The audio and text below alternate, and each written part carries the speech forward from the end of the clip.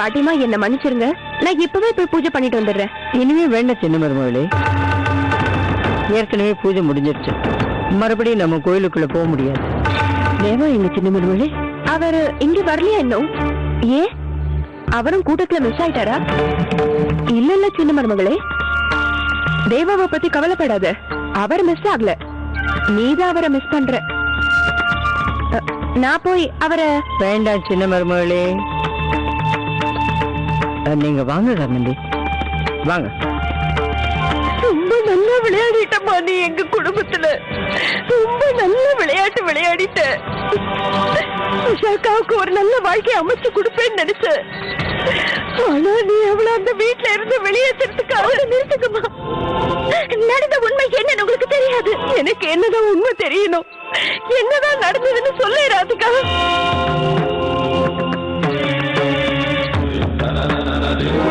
அது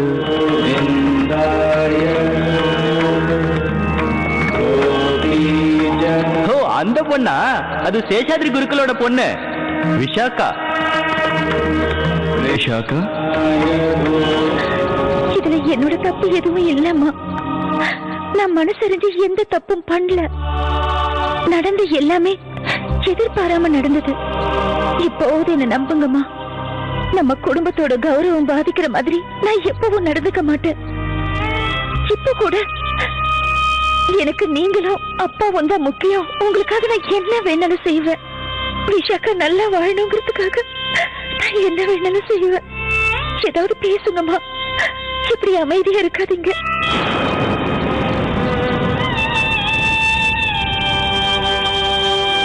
நீ அங்கிருந்து சொல்லாம வேற எங்க போன? ரொம்ப சந்தோஷமா இருந்துச்சுல்ல?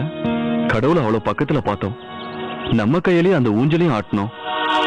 உனக்கு அதுக்கெல்லாம் கொடுத்து வச்சிருக்குன்னு நீ தெரிஞ்சுக்கவே இல்லை. அதுக்குள்ள அங்கிருந்து போயிட்ட, என்கிட்ட ஒரு வார்த்தை கூட சொல்லல. நீ எங்க போனன்னு எனக்கு தெரியல. நல்ல வேலை உன்னை நான் இங்க பார்த்தேன். நீ அழறியா என்ன? என்னாச்சு?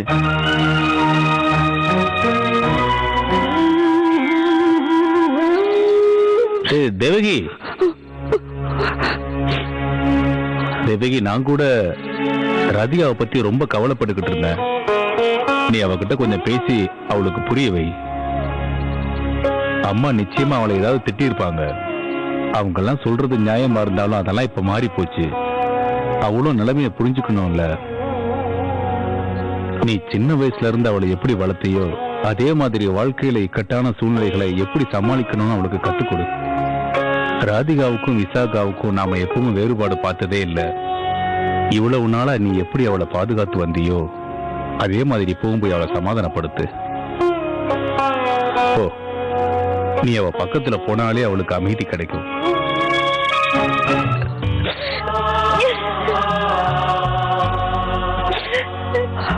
எனக்கு தெரியுதுமா, நீ உண்மையதான் சொல்ற. நான் உன்னை முன்ன விட இப்ப அதிகமா நம்புறேம்மா. நீ மனைவிங்கிற அதிகாரத்தை அடைய எப்பவும் முயற்சி பண்ண மாட்டேன். அந்த உண்மையில எந்த மாற்றமும் இல்ல ராதிகா. அந்த அதிகாரத்தை நானே உனக்கு கொடுக்கிறேன், நானே கொடுக்கிறேன். நான் இன்னைக்கு அந்த அதிகாரத்தை உனக்கு கொடுக்கறதா முடிவு பண்ணிட்டேன். கடவுள் தான் இப்படி ஒரு செயலை செய்ய வச்சது. அவர்தான் எனக்கு மறைமுகமா ஞாபகப்படுத்தி இருக்காரு. இப்பதான் புரியுது, தப்பு பண்ணது நான் தான். கடவுள் செஞ்ச முடிவை மாத்தணும்னு நினைச்சு நான் எவ்வளவு பெரிய பாவத்தை பண்ணியிருக்கேன். இப்பவும் ஒண்ணு கெட்டு போகல. இன்னைக்கு எல்லார்கிட்டையும் சொல்ல போறேன், தேவா மாப்பிள்ளையோட மனைவி நீதான், விசாக்கா இல்லைன்னு.